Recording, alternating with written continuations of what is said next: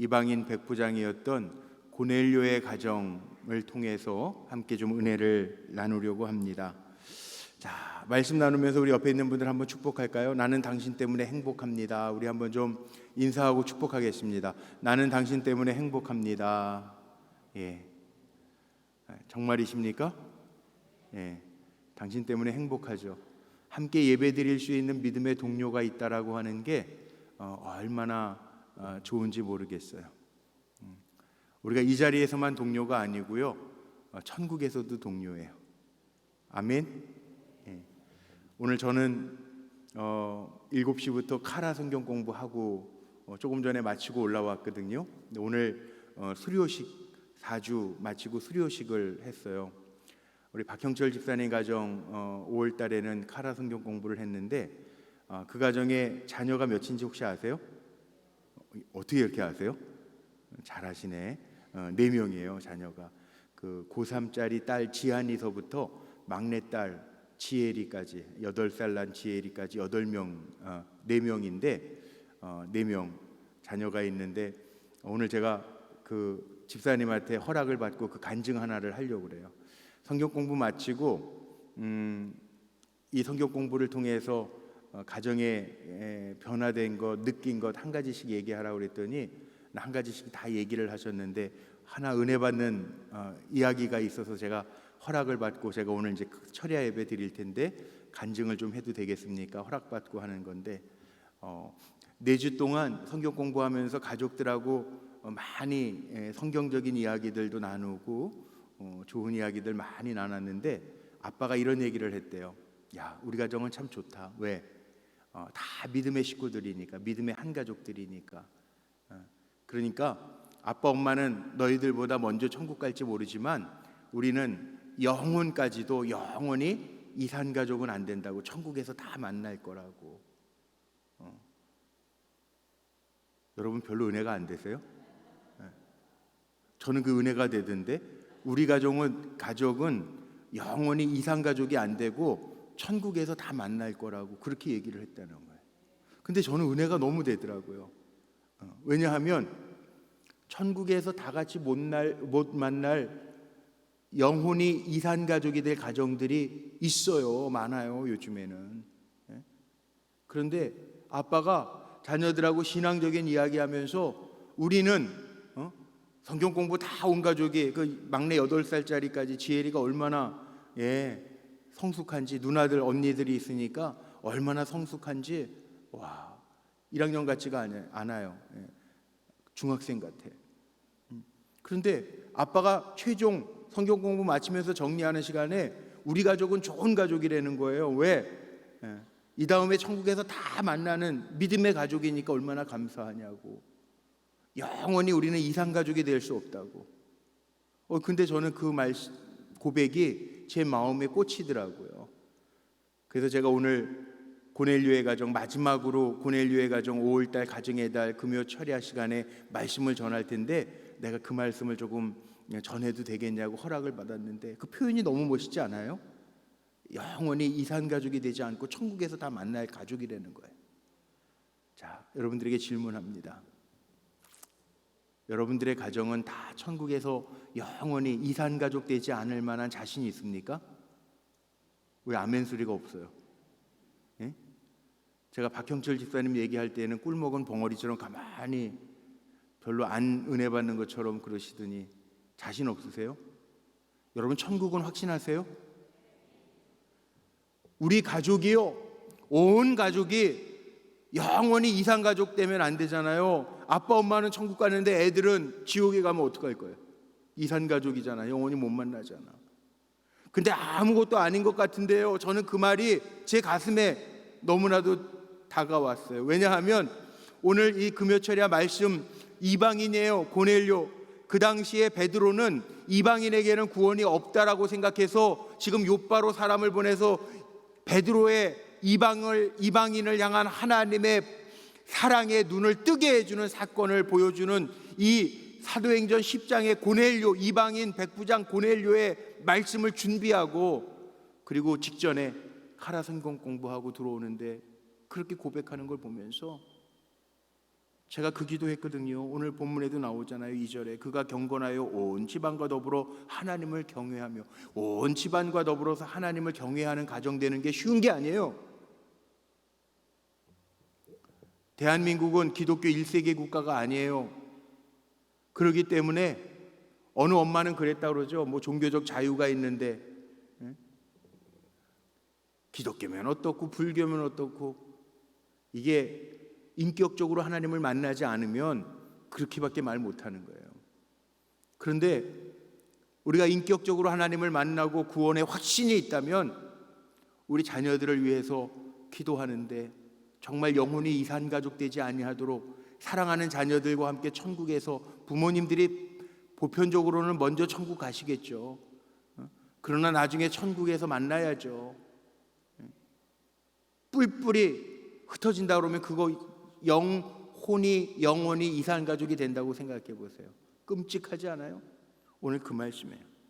가정의 달 보내면서 가정의 중요성 아무리 강조해도 지나침이 없는데, 그래서 사회적으로도 그렇고 교회에서도 그렇고 가정의 달 지나면서 가족들에 대한 행사들 많이 하죠. 부모님 주일도 지키고, 어머니 주일, 어버이 주일, 어린이 주일도 지키고, 부부 주일도 지키고.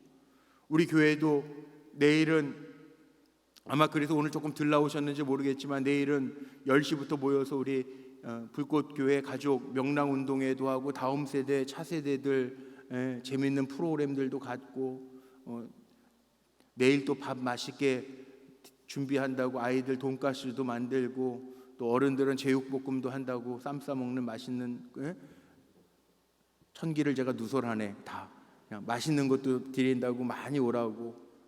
그래서 우리 가족들이 함께 어우러지자고 이게 준비하고 있어요. 내일뿐만이 아니고 6월 6일에는 우리 청장년 선교회들 1, 2, 3 청장년 선교회가 있는데, 우리 청장년 선교회들 다 가족들 데려오라고. 요즘에는 다 가족 중심으로 모이잖아요. 그래서 6월 6일에도 우리 청장년 선교회 온 가족, 가족사랑 패밀리데이 그렇게 이름 붙여가지고, 참 고마운 거는 그렇게 하려고 했더니 뭐 여러분들이 후원들을 해주셔가지고 돼지도 잡고, 또 아이들 좋아하는 에어바운스 빌리고, 솜사탕 기계도 뭐 빌려오고, 뭐 맛있는 거 많이 하면서 좀 함께 우리가 좀 어우러지는 그런 시간을 가지려고 그래요. 왜 그럽니까? 왜? 온 가족과 더불어 경건하게 주의 전에서 힘을 얻는 게 중요하기 때문에. 제가 금요철에 내년도 표 알려드릴게요. 제가 기도하면서 하나님 제 마음에 주셨던 게 뭐냐면 시편 92편 13절, 하나님의 뜰 안에서 번성하리로다. 아멘이시죠? 제가 그 말씀 받았어요. 하나님의 뜰 안에서 번성하리로다. 그래서 주님의 뜰 안에서 많이 모이려고 그래요. 이제 좀 모여서 하나님 기뻐하시는 일들도 좀 행하고, 하나님 원하시는 일들, 하나님 기뻐하시는 일들 하는 게 믿음이잖아요. 하나님 뭐 기뻐하셔요? 뭐 기뻐하세요? 우리가 믿음을 가지고 행하는 거 기뻐하시니까 그렇게 하자는 거예요. 오늘 고넬료의 가정이 뭐가 남다릅니까? 아무리 정신없이 사는 현대인들이라고 해도 오늘 이 고넬료의 가정을 통해서 우리가 좀 살펴보고 은혜를 가져야 될 것들이 있어요. 이 고넬료라고 하는 가정을 소개하면서 오늘 1절에 보니까 이달리아 부대의 백부장이라 이렇게 소개하잖아요.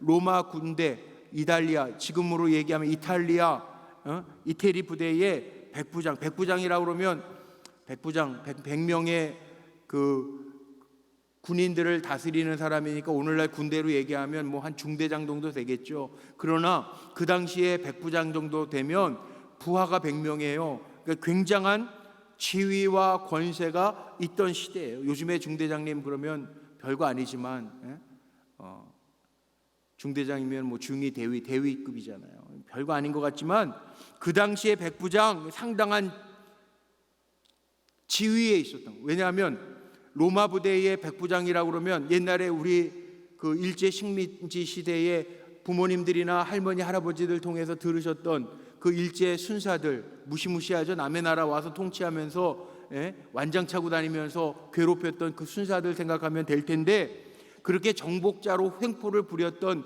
사람이 아니라 오늘 이 고넬료라고 하는 사람을 자세히 살펴보면 그 가정이 온 가정과 더불어서 하나님을 경외할 뿐만 아니라 이웃을 생각하고 부활을 생각하던 사람이었다. 근데 가만히 생각해요. 가정 안에서 아버지는 아버지지 자식들이 아버지를 직위로 보는 자녀들은 없잖아요. 백부장이라고 100명의 대장이다 그렇게 보는 사람 없잖아요. 그러니까 우리가 가정 안에 가면 우리 아버지들도요, 요즘 아버지들은 옛날의 아버지들하고 조금 다르죠. 교회 안에서도 보면 젊은 아빠들이 다 애를 안고 다니는 부모들 이렇게 보면 엄마보다 아빠들이 다 안고 다녀 보면. 달라요. 아이들이 기억하는 아버지는 직위, 무슨 높은 지위, 어떤 파트에 어떤 업적을 가진 아버지로 기억하는 자녀들은 별로 없어요. 같이 놀아주고 또 같이 목욕해주고 그 친구 같은 기억들이 있잖아요. 그래서 가정성경 공부를 이렇게 하다 보면 제가 첫 시간에 꼭 물어봐요. 자녀들에게 가족 소개를 할 때 한 사람이 대표해서 소개하는 게 아니라 제 카라성경 공부하면서는 꼭 아빠 엄마가 소개해보고 자녀들이 소개해보고 그러면은 애들이 참 재밌어요. 아빠를 소개하면서 아빠를 친구 같은 아빠라고도 그러고 또 어떨 때에는 아주 무서운 아빠라고 원리 원칙적인 아빠라고 그러고 그렇게 표현해요. 근데 대부분 요즘에 보니까 친구 같은 아빠가 참 많더라고요. 자녀들이 아빠를 친구처럼 표현해요. 예전에는 못 그랬잖아요. 또 아빠들도 어르신들 모시고 사니까 자기 새끼가 예뻐도 부모님들 모시고 사는 세대들, 그러니까 우리 부모님 세대가 참 어떻게 보면 참 제일 불쌍한 세대인 것 같아요. 정말 위로 채이고 아래에서 채이는 세대가 그 세대가 아닌가 싶은데 제 친구 목사 아버지는 그랬대잖아요. 그 할아버지랑 같이 다 살았는데 아기 안고 있다가 할아버지 아버지가 오시니까 자기 새끼 이렇게 안고 있다가 팍 아랫목에다 던져버렸대잖아요. 그 세대도 있어요. 근데 요즘 세대는 그렇지는 않아요. 근데 오늘 말씀 속에 보니까요, 보세요. 고넬료 가정에 아주 특별한 거 세 가지가 있어요. 3S, 한국말로 3시옷, 세 개의 시옷이 들어가는데 첫 번째는 뭐냐 하면 이 고넬료의 가정에 보면 신앙이 있단 말이에요. 신앙. 제가 좀 전에 예를 들었던 것처럼 우리 박형철 집사님 얘기 들었던 것처럼 2절에 보니까 그가 경건하여 온 집으로 더불어 하나님을 경외했다. 그러니까 온 가족과 다 함께 하나님을 믿는 가정이었다. 행복한 가정 기본은 온 가족이 다 믿는. 고민할 게 없어요. 주일날 어디 갈까 고민할 게 없어요. 다 함께 교회에 와서 하나님 앞에 예배드려요. 신앙의 가치관이 같아요. 인생관이 같아요. 같은 방향을 보면서 살아가니까 고민할 게 없다는 거예요. 온 가족과 더불어 하나님을 경외했다. 어떻게 하면 하나님을 기쁘시게 할까 생각하며 사는 가정이었다는 거예요. 불화의 요소가 제거된 거죠. 성경에 보면요, 마태복음 10장 36절 말씀에 보면 이런 말씀도 있습니다. 이 끔찍한 말씀, 예수님의 말씀인데 사람의 원수가 자기 집안 식구리라. 근데 사실 가족들처럼 귀한 게 어디 있어요? 근데 가족들 때문에 이게 너무 귀하니까 말이 안 통하고 속상하게 하면 그게 억하심정이 돼서 원수처럼 여길지 모르지만 사실은 가족처럼 귀한 게 없잖아요. 늘 얘기하는 것처럼 가족이 최후의 보루잖아요. 다른 사람들이 세상에서 나를 안 믿어줘도 가족들, 식구들은 믿어줘야 되잖아요. 이게 가족이잖아요. 그런데 온 가족과 더불어서 하나님을 경외하는 가정이었다. 그러면 그 가정은 뭡니까? 믿음으로 신앙으로 통일된 가정이죠. 뭐 요즘에 종교 다원화 시대인데 종교의 자유가 다 있는데 민주주의인데 목사님 꼭 기독교 교회만 다녀야 됩니까? 그렇게 또 질문하는 분 있을지 몰라요. 여러분들도 그러세요? 우리 그러면 통일은 다 같은 통일인데 적화 통일되면 어때요? 이 얘기하고 똑같잖아요. 적화 통일되면 어떻게 돼요? 적화 통일 원하는 건 아니잖아요.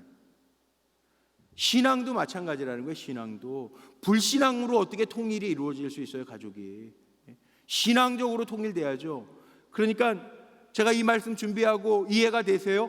조금 전에 그 집사님 가정에 고백하는 것처럼 적어도 아빠가 영적 제사장이 자녀들에게 신앙 교육하면서 야 우리 멋지게 하나님 기쁘시게 살다가 우리는 영원한 이산가족이 될 수 없어. 천국에서 다 만날 거야. 잘 살자. 이거 얼마나 멋져요. 이렇게 살아야지.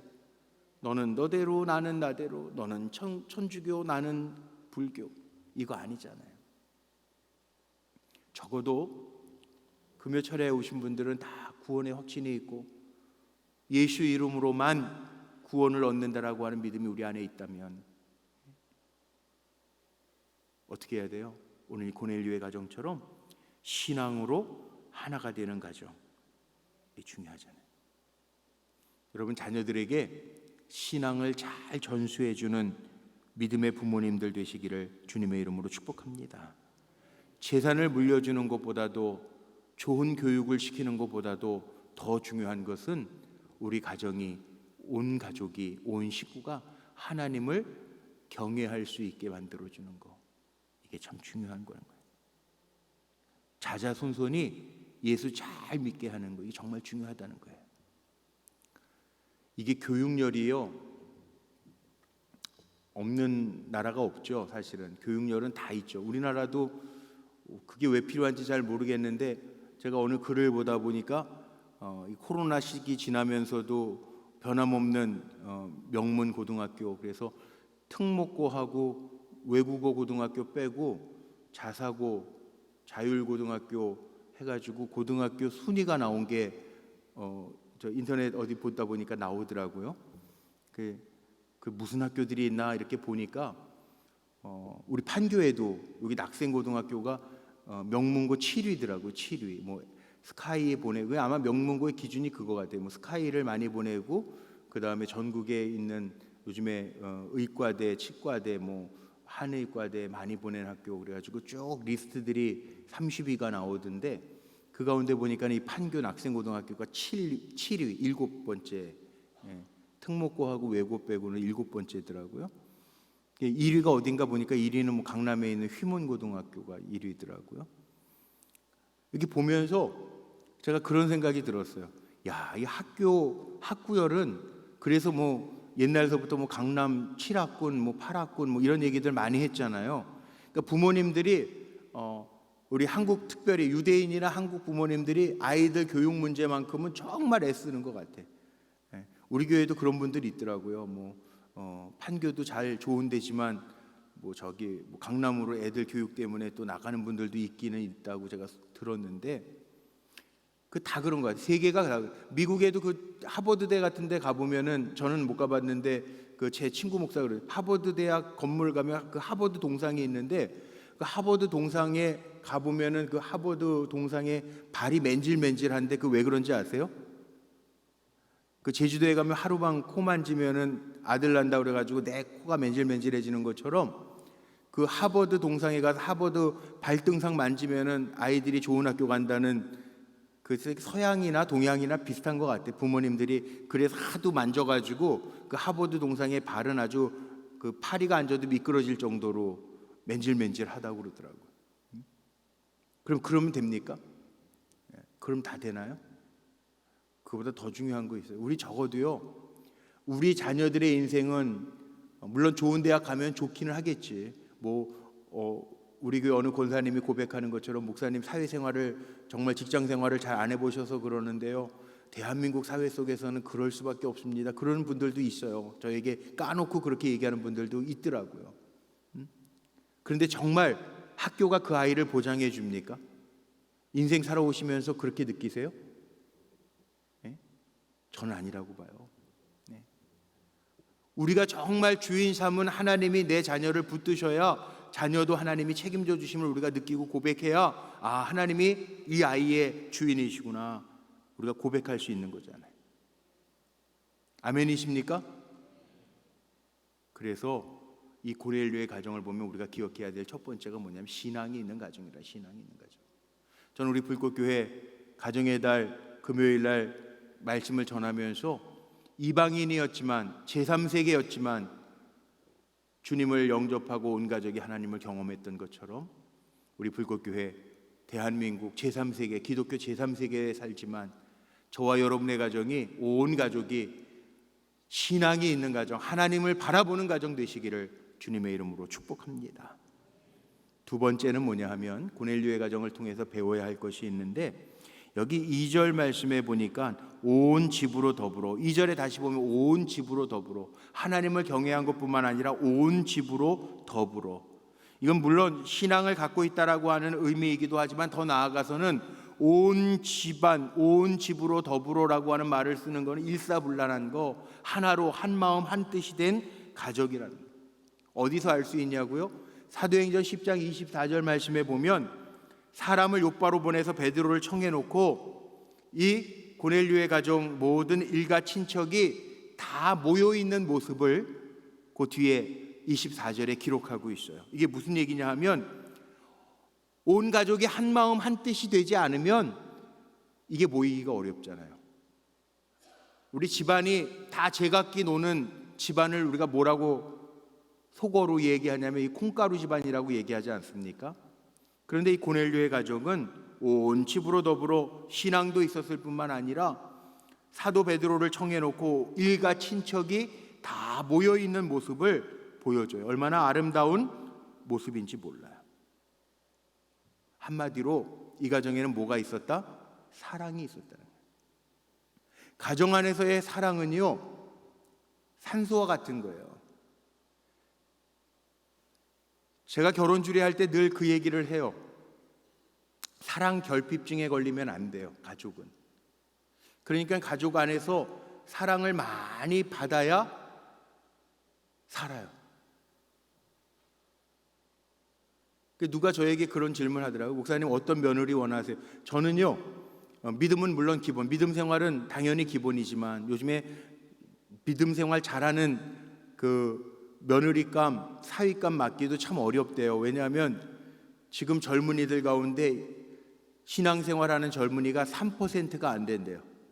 그러니까 100명 중에 3명도 안 되는 꼴이니 정말 믿음의 사위, 믿음의 며느리감을 얻는 것도 참 쉽지 않은 세상인데, 저는 아들에게는 미리 다 그렇게 얘기해요. 가장 기본적인 거는 믿음적인 거, 교회 생활 잘하는 거, 하나님 두려워하는 거. 두 번째 조건이 뭐냐고 저에게 물으신다면 저는 그런 기도를 해요. 하나님, 사랑 많이 받은 사람이었으면 좋겠어요. 사랑을 많이 받은 사람. 여러분은 어떠세요? 사랑을 좀 받아요. 사랑받은 사람이 사랑할 줄 알잖아요.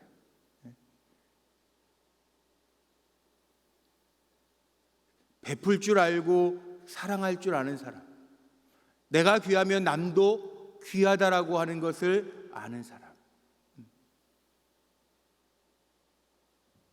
여기 가정의 사랑이라고 하는 것은 우리를 살게 하는 거예요. 가정을 살게 하는 게 뭐냐면 사랑이거든요. 그러니까 우리 불꽃교회 성도님들의 가정도요, 이 고넬료의 가정처럼 온 집안이 한 마음 한 뜻이 돼서 사랑하는 가정. 가정이 잘 유지가 되려면 사랑해야 돼요. 부부가 사랑해야 되고, 부모와 자녀가 사랑해야 되고, 동기간에 사랑해야 되잖아요. 사랑해야 돼요.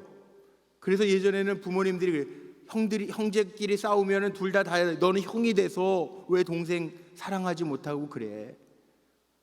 동생에게는 어머니들이 그러죠. 야, 너는 동생인데 왜 형의 말 안 듣고 형에게 대들고 덤벼? 사랑해야지. 부모님들이 자녀를 기르면서도요, 제일 안타까운 게 뭐냐 하면 형제들이 싸우면 그것처럼 안타까운 게 없잖아요.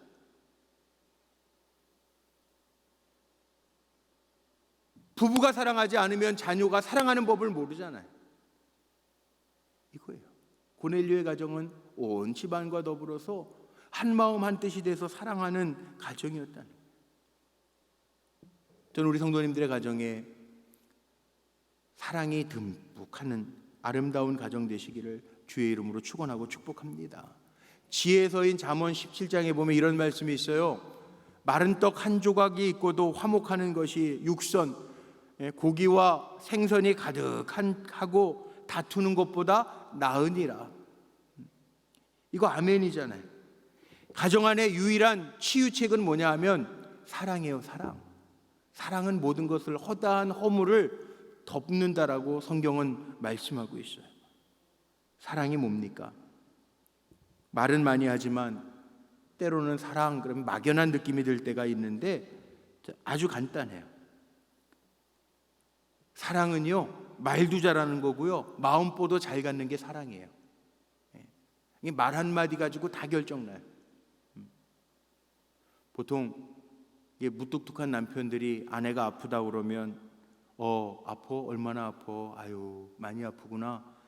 이러면요, 아내도 사랑을 느끼잖아요.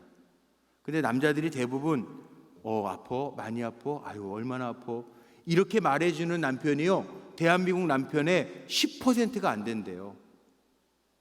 그 나머지 90%는 뭐라고 아내가 아프다고 그럴 때 대답하냐 하면 대부분의 남편이 아유, 왜 너는 맨날 아프냐? 대부분 남편들이 그래요. 아유, 내가 장가 잘못 들어서 이 불량품이잖아. 내가 할머니랑 살아요, 살아. 이런다는 거예요. 90%가. 근데 여러분 거꾸로 한번 놓고 생각해 보세요. 내가 아플 때 내 가장 가까이 있는 남편이나 아내가 여보, 아유, 많이 아프지? 약 사다 줄게. 얼마나 아파? 내가 기도해 줄게. 그러면요, 아프다가도 그 말 한마디에 좀 힘이 나잖아요. 근데 화를 돋구잖아. 내가 할아버지랑 살아요, 할머니랑 살아요. 이게 말 잘하는 거, 마음을 잘 먹는 거, 이게 사랑이라는 거예요. 어렵게 생각하지 말라는 거예요. 그래서 사랑, 용서, 칭찬, 격려, 감사, 이게 다 사랑 안에 포함되어 있는 요소라는 거예요. 네, 사랑의 언어라는 거예요. 근데 우리는 이 언어를 잘 못 쓴다. 한번 가족들 안에서 쓰는 단어들을 한번 분석해 보세요. 우리 가정은 어떤 단어를 많이 쓰는가? 해볼 필요가 있어요. 생명이 있는 언어, 살리는 언어를 쓰는 가족이 사랑하는 가족이라는 거예요. 물론 요즘에 주로 말로 안 하고 문자로들 많이 하는데, 문자로 잘못 찍으면 사랑해, 이게 사망해, 뭐 이런 소리도 찍히기도 해요. 그러니까 말로 표현을 잘하라는 거예요. 오면 여보 오늘 하루도 수고했어요. 그러면은 그게 하루의 피곤, 피로가 다 눈 녹듯이 녹는다는 거예요. 아이들에게도 시험 보고 오는데 너 이번에 시험 떨어지면 엄마한테 혼나? 이러지 말고 얼마나 했었냐, 수고했다, 격려부터 해주라는 거예요. 제가 늘 이야기하지만 요즘에 가정 상담학의 책들을 보면요, 가정의 위기가 왜 이렇게 왔느냐 그랬더니 얼마 전에 나온 책에 보니까 그렇게 나와 있어요.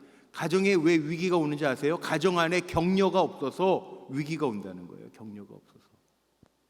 그러니까 가정은 사랑의 충전소고, 그 다음에 격려받는 곳, 인간의 가장 깊은 내면을 격려받는 곳이 가정인데, 가정 안에서 사랑을 충전하지 못하고 가정 안에서 격려받지 못하니까 문제가 생긴다는 거예요.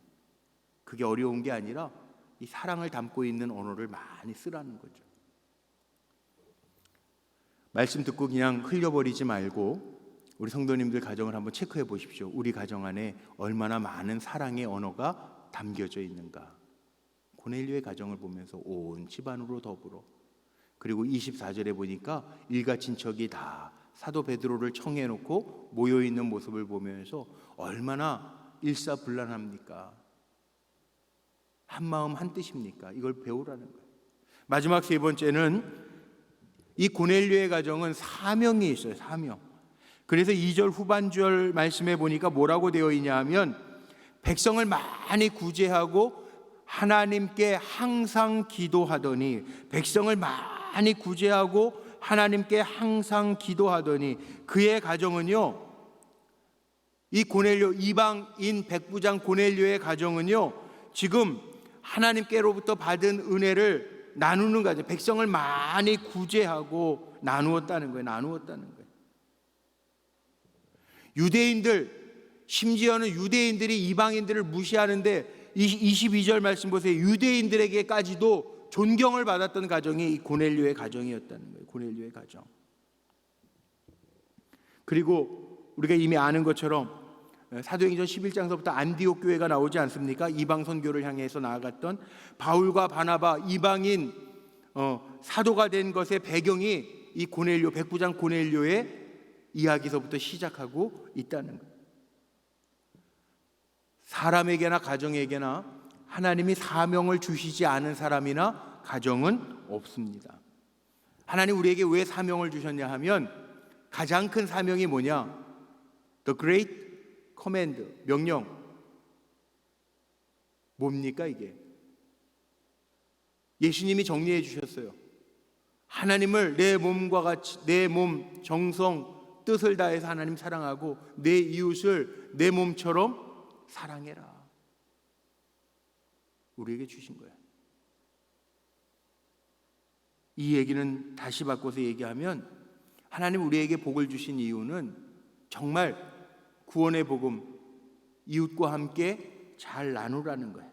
그래서 우리는 축복의 통로예요. 축복의 통로. 제가 늘 기도하는 게 있는데 이번에는 현수막의 내용을 조금 바꿨지만 우리 불꽃교회는 하나님과 세상을 이어가는 축복의 통로입니다. 제가 제일 많이 썼던 이 현수막에도 가장 많이 썼던 문구 중에 하나예요. 축복의 통로입니다. 저는 우리 불꽃교회 성도님들의 가정이 축복의 통로가 되기를 소망하고 축복합니다. 물도요, 고여있는 물은 썩어요. 그런데 샘물은, 흐르는 물은 썩지 않아요. 참 이상하게 샘물은 퍼도 또 나오잖아요. 새로운 물이. 그러니까 우리 성도님들의 가정이 축복의 통로, 퍼대도 계속해서 하나님의 주시는 축복의 통로로서 쓰임받는 가정들이 되시기를 주님의 이름으로 간절히 축복합니다. 이런 가정이 됐으면 좋겠어요.